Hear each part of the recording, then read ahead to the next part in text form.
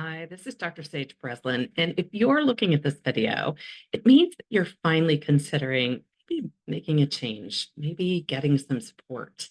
But you've been thinking, well, there are a lot of things in the way. Maybe it's not for you right now.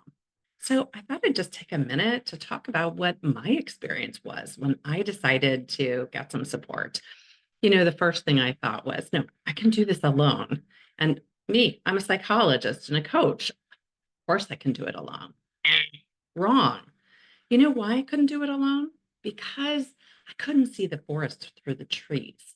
When I was in a toxic relationship, I was so um, kind of brain addled by the constant spin and gaslighting from the toxic narcissist in my life that I really couldn't even think straight. And so the idea that I'm going to talk my way or think my way out of that kind of subterfuge and gaslighting and emotional abuse was just not realistic. I really needed the support of other people, even just to take that first step to get out. And then once I was out, oh my gosh, I needed support of lots of different kinds of people. I needed specialists that would help me, like attorneys and accountants and community and friends and people that I just had lost along the way because of all of the antics of the narcissist in my life. He made sure that I was very much isolated by the end of the relationship. So no, you can't do it alone. And no, if you happen to be a really high achieving professional person, especially a healthcare provider, you can't do it alone. They say, doctor, heal thyself. Okay, this is one of those times it does not work. You need the support of somebody else outside you, a mentor, a guide, a supporter, family, friends, whoever is willing to be there to help you take those steps forward and who knows what they're doing. That is really key because you can't just get with the neighbor and think that, well, unless your neighbor's an expert in the field, and expect that they're going to know this process and know what to say to you. Because look, you've gotten worked by a narcissist. You're not at your best. You're not at the top of your game right now. So get a trusted expert to help you. And I know what's coming. This is going to be too expensive. Oh my God. I didn't have two coins to rub together by the time he'd worked me and, left me for broke. I didn't have any idea how I was going to get support. I thought, I can't afford it. It's not even possible. And when I found the person that I really trusted to get me from point A to point B, as in out of the toxic relationship and into a healthy way of being, she was expensive. And I said to her, I can't do this. I don't have money to pay you. Like, that's a ridiculous amount of money. I don't even know how I'm going to pay the mortgage next month. I don't know how I'm going to pay the insurance. And you know what she said? How many credit cards do you have? And how many credit card applications do you get a month? And I thought to myself, I don't want to go into more debt. And then I thought, what would happen if I actually did? What if I just took that leap to use that credit card, which ended up being three credit cards strung together to invest in myself? And it's what I did. And do you know the last session, the day after the last session I had with her, I sold the biggest contract I'd ever sold. And a month later, sight unseen, I wasn't fishing. I wasn't out there looking for clients. I mean, I was looking, but I wasn't doing it actively. I sold another same size contract because she really had incredible tools and great expertise. And she knew what it was I needed to do. And she was able to instruct me and support me through the process. Guess what? That's what I do now. I do the same for my clients. I am a mentor and guide. And I often say, I'm no smarter than you are. I just have a bigger flashlight. I can see the way ahead because I don't have anybody scrambling my brain anymore. So, whatever it is that you need to invest in yourself, for yourself as a person, for yourself as a mother or worker, whatever, do it. It's going to be worth it.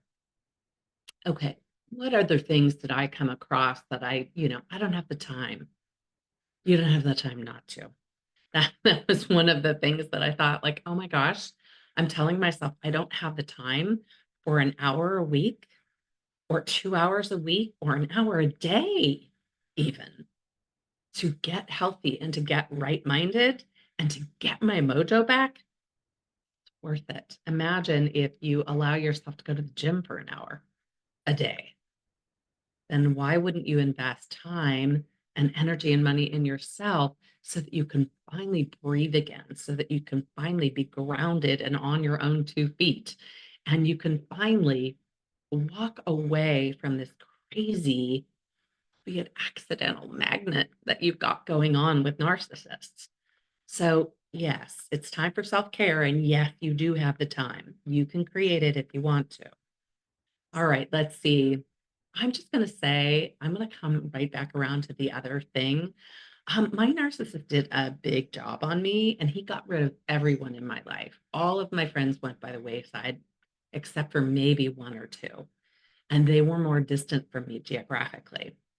And what I came up against was this feeling like I've got no one. Well, if you're watching this video, you got someone. You got me.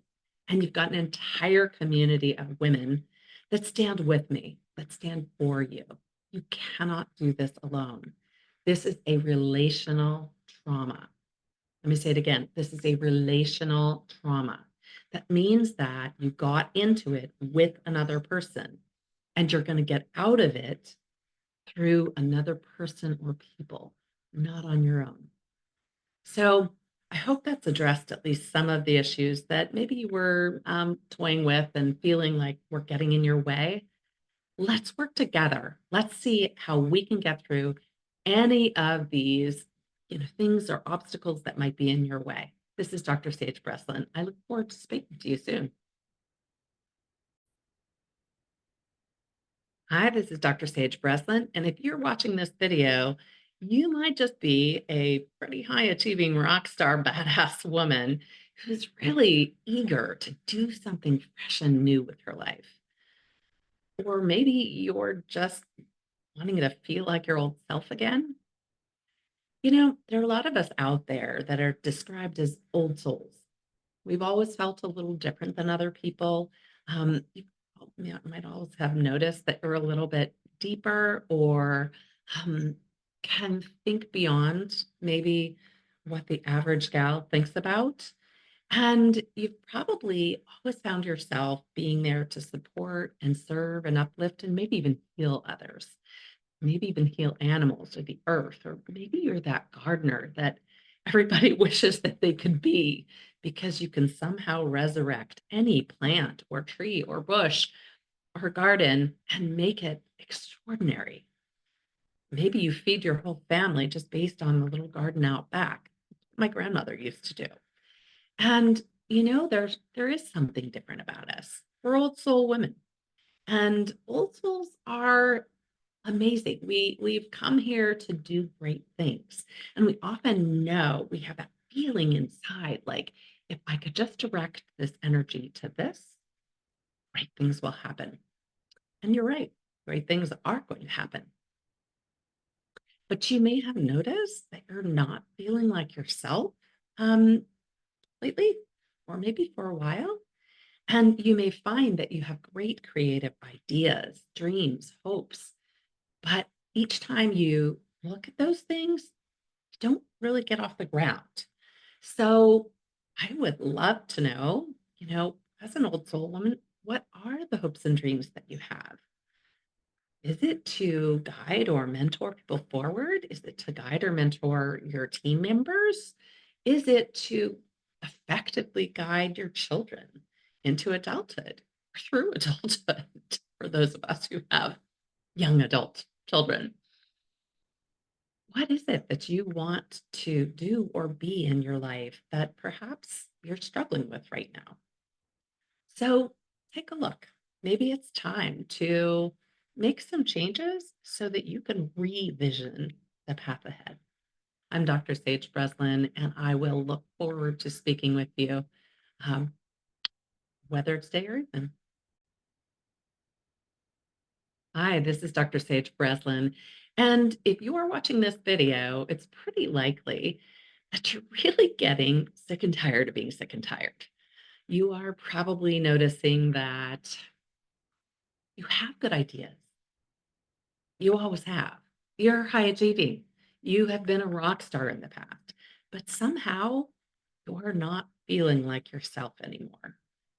You're feeling like you're off your game, like you've lost your mojo, maybe. And if that's the case, we should really question why. Now, granted, there are lots of reasons why we feel like we can't get it all together, like we lost our mojo. For me, I know insufficient sleep is constantly a thing for me. Um, I think not staying up too late or whatever. Um, Sometimes it's insufficient exercise or not getting out in the sunshine enough. It can be taking on too much. It can be having too many responsibilities. The more kids you have, the more colleagues you have, the more friends, family members, and even the larger your team is, the more responsibilities you have. And sometimes it just exceeds your pay grade. Sometimes our nutrition's off. And, whether that's diet or supplementation, and we just kind of slog through time. And sometimes, honestly, we have a bout of mental illness, or we, are dealing with PTSD or depression or anxiety, and it just saps the life out of you. But sometimes when you're off your mojo, it's because there's a soul sucker hanging around. And that's my shorthand. But that's what it feels like when you're around a toxic narcissist. Like they're feeding on you, like the tentacles of an octopus or squid or, you know, just sapping you of all your strength. And honestly, that's because toxic narcissists do not have the capacity to fuel up or power themselves up. And so they've got to feed, like Top Gun said, I feel the need for speed. Well, they feel the need to feed. And you are an amazing source of energy. Especially if you're an old soul woman, that's like divine fuel. That's like the premium of gas for your car. And narcissists know that. They know that. They know that you are just going to be the best source of energy. But, the more they take that from you, the more they work you around, the more they spin your mind and scramble you up, and the more they feed, the less you feel.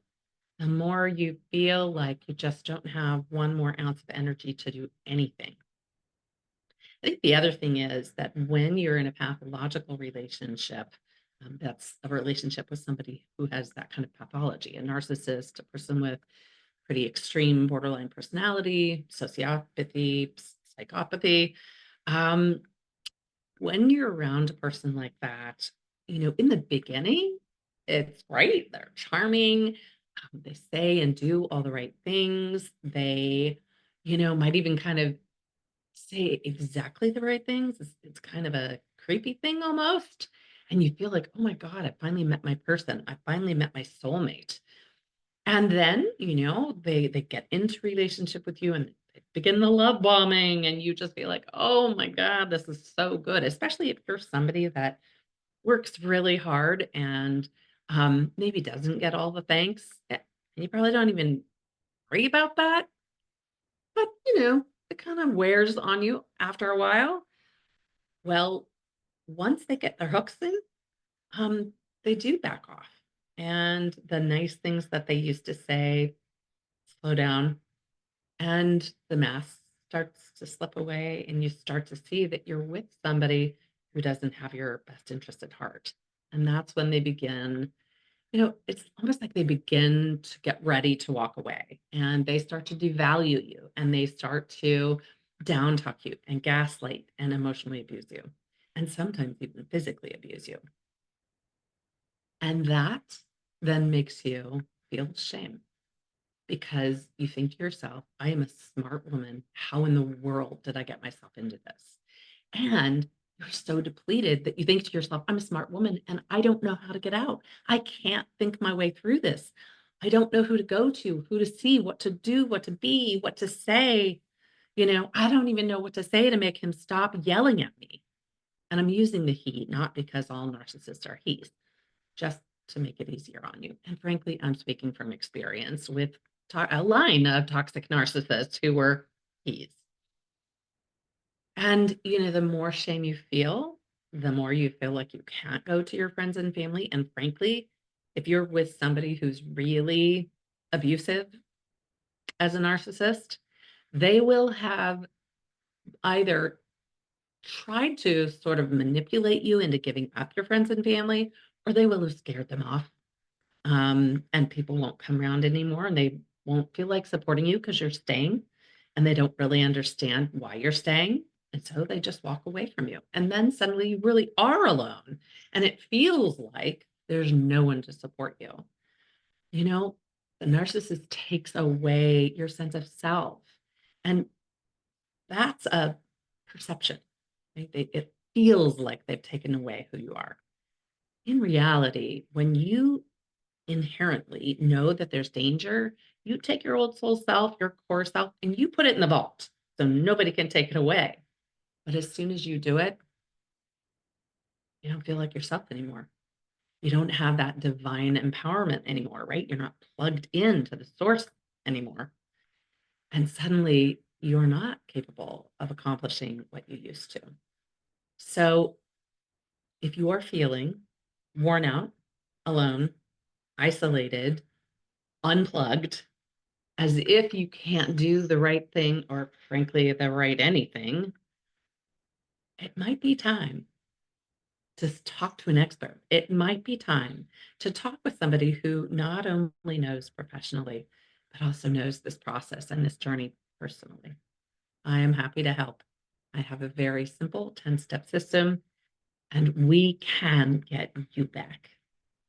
We can get you back in the driver's seat. This is Dr. Sage Breslin, and I am really looking forward to speaking with you soon.